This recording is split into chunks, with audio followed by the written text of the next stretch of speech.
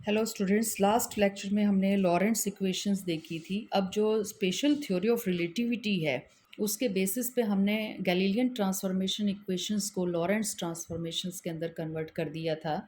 और अब हम ये देखेंगे कि जो स्पेशल थ्योरी ऑफ रिलेटिविटी है उससे जो है क्या क्या कॉन्सिक्वेंसेस हुए, उसके रिजल्ट्स क्या क्या निकले हैं। तो पहला जो रिज़ल्ट है वो है आपका साइमल्टेनिटी का। अब साइमल्टेनिटी क्या होती है? साइमल्टेनिटी का मतलब है एक ही स्पेस के अंदर या कहिए एक पोजीशन, दो पोजीशंस के ऊपर एक ही टाइम पे दो इवेंट्स अगर हो रही हैं, यानी कि टाइम तो सेम हो, आपके पास पोजीशन अलग अलग हो सकती हैं। If two events occur at different places, तो प्लेसेस डिफरेंट हैं, in reference frame S dash we can label them one two as measured from S dash, their positions are X two dash and X one dash. तो हमने देखिए क्या consider कर लिया है। साइमल्टेनिटी का मतलब आपको समझ में आ गया होगा कि डिफरेंट पोजीशंस के ऊपर दो बम इकट्ठे बज जाएं तो उन बम्स को कह देंगे या उन इवेंट्स को कह देंगे साइमल्टेनिटी। तो अब हमारे पास एक फ्रेम ऑफ रेफरेंस कौन सा था? एस डैश, जो भी वेलोसिटी से मूव किया करता, और एक हुआ करता एस जो आपका रेस्ट में था। लेकिन एस और एस डैश जो है एक टाइम के ऊपर दोनों इकट्ठे ही थे, एक ही ओरिजिन के ऊपर थे और ओ डैश इकट्ठे लाई करते थे।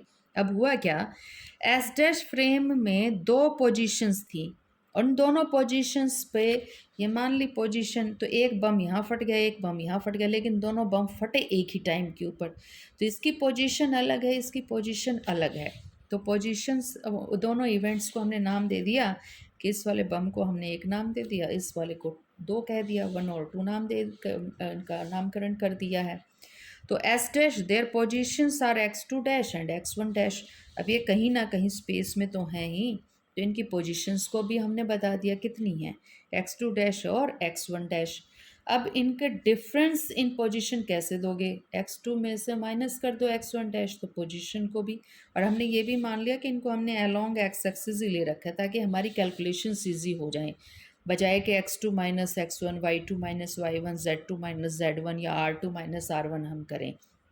तो x two dash minus x one dash ले लिया, और टाइम जो है उसको हमने मान लिया। देखिए वैसे तो हम कह रहे हैं कि इकट्ठे फटे थे, तो अब हमें ये भी तो दिखाना है ना कि इकट्ठे जो सारे फ्रेम ऑफ रेफरेंस के लिए इकट्ठे होते हैं क्या, सारे ऑब्जर्वर्स के लिए इकट्ठे ही होंगे क्या ये? तो हमने ये भी मान लिया कि इन दोनों की टाइम शायद अलग हो, बजे तो इकट्ठे ही थे। तो टी टू डैश सेकेंड वाले का मान लिया और टी वन डैश पहले वाले का मान लिया, यानी कि यही वाले पोजीशंस मानी थी, जो वन और टू की वही टाइम की मान ली। तो ये टू के लिए है, ये वन के लिए है, तो टाइम का डिफरेंस कितना हो गया? T two dash minus T one dash. Similarly एक फ्रेम ऑफ रेफरेंस एस और भी था हमारे पास, तो वो जो एस फ्रेम ऑफ रेफरेंस था उसको हमने यहाँ कंसीडर कर लिया। तो इसके लिए मैंने वन को, इसके लिए मैंने जब टू को देखा तो ये तो आया डिफरेंस इन पोजीशंस और ये आया डिफरेंस इन टाइम पीरियड, तो ये भी हो गया हमारा। अब लॉरेंट्स इक्वेशन देखिए क्या कहती है, in difference form for two events become. अब देखिए ये इक्वेशन थी क्या, लास्ट लेक्चर में याद कीजिएगा इक्वेशन क्या पड़ी थी, x is equal to x dash और प्लस में आ गया था वी टी डैश। अब ये जो है एक्स एक्स नहीं रहा, ये तो डिफरेंस आ गया, और इस डिफरेंस को हम डेल्टा एक्स कह रहे हैं, दो इवेंट्स हुई हैं। ये एक्स डैश नहीं रहा है, डेल्टा एक्स डैश हो गया, ये टाइम टी डैश नहीं रहा, ये टाइम डिफरेंस हो गया डेल्टा टी डैश। तो हमने टाइम वाले डिफरेंसेस की फॉर्म में जो है ना ये कोऑर्डिनेट्स ले लिए। सिमिलरली याद कीजिएगा लॉरेंट्स इक्वेशन टाइम के लिए क्या आई थी, t is equal to t dash और प्लस में आया था वी एक्स डैश अपॉन में सी का स्क्वायर। तो अब हम एक इवेंट के लिए तो ले नहीं रहे, हम तो ले रहे हैं दो दो इवेंट के लिए, तो दो इवेंट के लिए लेंगे तो टाइम का डिफरेंस आएगा, दो इवेंट के लिए लेंगे तो पोजीशन का डिफरेंस भी आएगा। तो इसको डेल्टा टी डैश और इसको डेल्टा एक्स डैश हमने पुट कर दिया, तो ये बन गई हमारी डिफरेंस की फॉर्म्स। दो इवेंट्स के लिए हम लेंगे तो ये बन जाएंगे हमारी लॉरेंट्स इक्वेशन। सिमिलरली ये तो थी हमारी एस फ्रेम ऑफ रेफरेंस के लिए। एस डैश के लिए जब हम देखेंगे तो एस डैश के लिए रिजल्ट डैश वाले निकाल देंगे। तो जहाँ पर हमारा डैश नहीं था उसको डैश में, और जहाँ पर डैश था उसको बिना डैश के, और वी की जगह माइनस वी रख देंगे, क्योंकि हमें पता है जब एस डैश से एस को देखेंगे तो माइनस वी, और जब एस से एस डैश को देखेंगे तो प्लस वी। तो ये चेंजेस हमारे रहेंगे। ये पीछे लॉरेंट्स इक्वेशन वाले टॉपिक के अंदर, लेक्चर के अंदर मैंने आप लोगों को बता दिया है। बस डिफरेंस ये किया है, एक्स की जगह डेल्टा एक्स ले लिया है, क्योंकि वहाँ इवेंट एक हो रही थी, यहाँ पर इवेंट दो हो रही है, तो difference between the time and difference between the positions लेना है। अब साइमल्टेनिटी के अकॉर्डिंग ये दोनों बम इकट्ठे बजने चाहिए थे, और ये दोनों बम थे भी कहाँ पर, ये एस डैश में थे।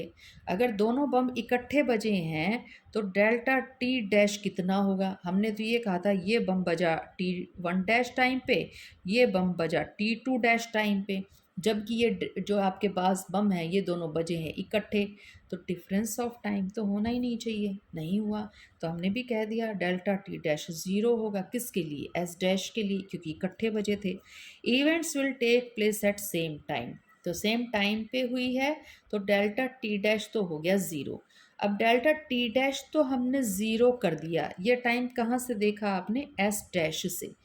तो अब ये देखिए, क्या जो एस से देख रहा था क्या उसके लिए भी डेल्टा टी डैश ज़ीरो था? डेल्टा टी का क्या रिलेशन था लॉरेंट्स इक्वेशन के अकॉर्डिंग? टी डैश के साथ, यही था, अभी थोड़ी देर पहले हमने पीछे पढ़ा है। तो आपकी अगर ये है और यहाँ पर आपने इसको डेल्टा टी डैश को ज़ीरो रख भी दिया, तो क्या ये डेल्टा टी भी आपका ज़ीरो हो रहा है? ये डेल्टा टी कौन सा टाइम है? जो एस से देखा जा रहा है दोनों बम के बीच का टाइम। तो ये देखिए, ये तो नहीं हो रहा zero, that is not equal to zero. It means जब आप एस डैश से देख रहे हैं तो दोनों बम इकट्ठे बजे हैं, साइमल्टेनिटी की इक्वेशन का वहाँ पर फिनोमेना लग रहा है। लेकिन उसी चीज़ को, उन्हीं दो इवेंट्स को जब दूसरे फ्रेम से देख रहे हैं, they are not simultaneous in nature. तो क्या निकाला हमने रिलेटिविटी से? Events are not simultaneous in frame s. तो आपका कॉन्सिक्वेंस क्या आया है, रिजल्ट क्या निकला यहाँ से? जब आप स्पेशल थ्योरी ऑफ रिलेटिविटी की इक्वेशंस लगा रहे हैं, ये वाली इक्वेशंस यूज़ कर रहे हैं, events looking simultaneous for one observer are not simultaneous for another observer. तो एक के लिए दोनों इवेंट्स एक ही टाइम के ऊपर हुई थी, लेकिन जब दूसरे ऑब्जर्वर ने देखा तो उसके लिए वो दोनों इवेंट्स एक टाइम पे नहीं, अलग अलग टाइम के ऊपर हुई थी। तो this is one of the consequence of special theory of relativity. Next topic के अंदर हम इसका अलग से दूसरा जो कॉन्सिक्वेंस है, दूसरा जो रिजल्ट है स्पेशल थ्योरी ऑफ रिलेटिविटी का, इसने क्या गड़बड़ की है वो देखेंगे।